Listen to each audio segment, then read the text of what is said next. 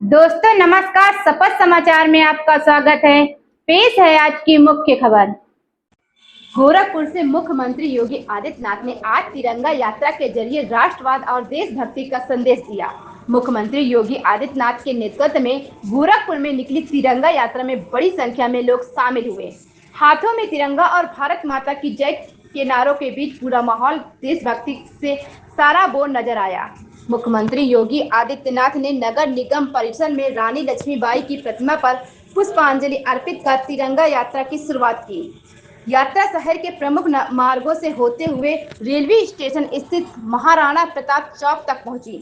रास्ते में लोगों ने तिरंगा यात्रा का स्वागत किया।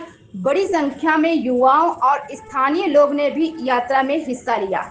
इस मौके पर मुख्यमंत्री योगी आदित्यनाथ ने राष्ट्र की एकता और अखंडता को मजबूत करने का संदेश दिया। मुख्यमंत्री ने कहा कि देश की एकता को कमजोर करने वाली ताकतों से सावधान रहने की जरूरत है। उन्होंने जाति, क्षेत्र और भाषा के नाम पर समाज को बांटने वाली राजनीति पर भी निशाना साधा। योगी आदित्यनाथ लगातार अपने राजनीतिक बयानों में राष्ट्रवाद, विकास और कानून व्यवस्था को प्रमुख मुद्दा बनाते रहे हैं। गोरखपुर में भी उनका संदेश इसी लाइन पर दिखाई दिया।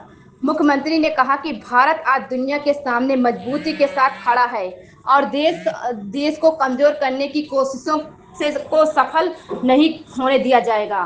मुख्यमंत्री ने पिछली सरकारों पर भी हमला बोला। उन्होंने आरोप लगाया कि पहले उत्तर प्रदेश में माफिया और अपराधियों का प्रभाव था, लेकिन भाजपा सरकार में कानून का राज स्थापित किया गया है।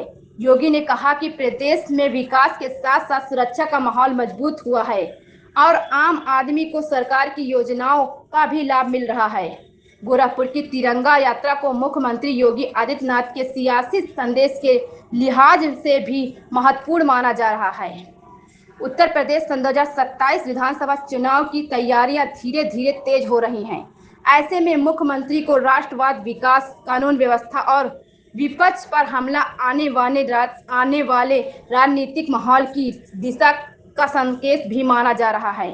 गोरखपुर की सड़कों से मुख्यमंत्री योगी आदित्यनाथ ने साफ संदेश दिया कि राष्ट्र की एकता और अखंडता सरकार की प्राथमिकता है और तिरंगा देश के गौरव और सम्मान का प्रतीक है।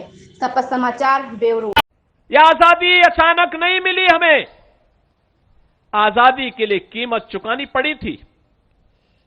1922 में चोरी चोरा की ऐतिहासिक घटना घटित होती है।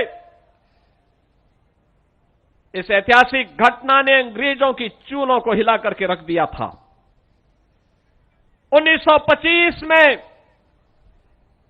लखनऊ के काकोरी में पंडित राम प्रसाद बिस्मिल, ठाकुर रोशन सिंह, अस्फाउल्लाह खां, चंद्रशेखर आजाद, सचिंद्रनाथ सान्याल, राजेंद्र नाथ लाड़ी, इन सभी क्रांतिकारियों ने मिलकर के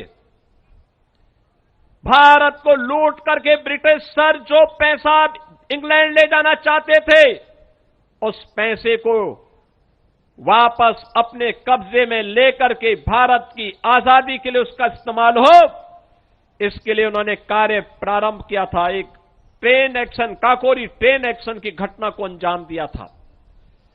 बहनों और भाइयों, अंग्रेजों ने इसे डकैती कहा था। और क्या दुर्भाग्य है कि 1947 में देश आजाद होता है और 1947 से लेकर के लगातार 2022 तक देश के अंदर यही पढ़ाया जाता रहा है कि काकोरी डकैती की घटना, काकोरी ट्रेन डकैती की घटना सिखाया जाता रहा। क्रांतिकारियों का इससे बड़ा अपमान क्या हो सकता है। प्रधानमंत्री मोदी जी ने काकोरी ट्रेन घटना को ट्रेन एक्शन की घटना बताया, कहा कि भारत की आजादी का मंत्र था। जो देश को लूट रहे थे, उनको लूट करके वो खजाना वापस देश के लिए लाने का काम इन क्रांतिकारियों ने किया। पंडित राम प्रसाद बिस्मिल का भव्य स्मारक गोरखपुर में, उन्हें गोरखपुर की जेल में फांसी हुई थी। ठाकुर रोशन सिंह, अस्फाउल्लाह खां, राजेंद्र नाथ लाड़ी, इन सभी क्रांतिकारियों को, किसी को गोंडा, किसी को फैजाबाद, किसी को इलाहाबाद के नैनी जेल में फांसी दी गई, वह सम्मान नहीं मिल पाया इन क्रांतिकारियों को। आजादी के बाद याद करिए, इन क्रांतिकारियों की मूर्तियां नहीं रखने दी जाती थी, इनके स्मारक नहीं बनने दिए जाते थे, इनके नाम पे संस्थाओं के नाम और सड़कों के नाम नहीं रखने दिए जाते थे। एक ही परिवार के नाम, एक ही परिवार के नाम से सभी संस्थाओं का नाम होता था, एक ही परिवार के नाम पे सभी स्कीमें घोषित होती थी। आज इन क्रांतिकारियों को सम्मान दिया जा रहा है।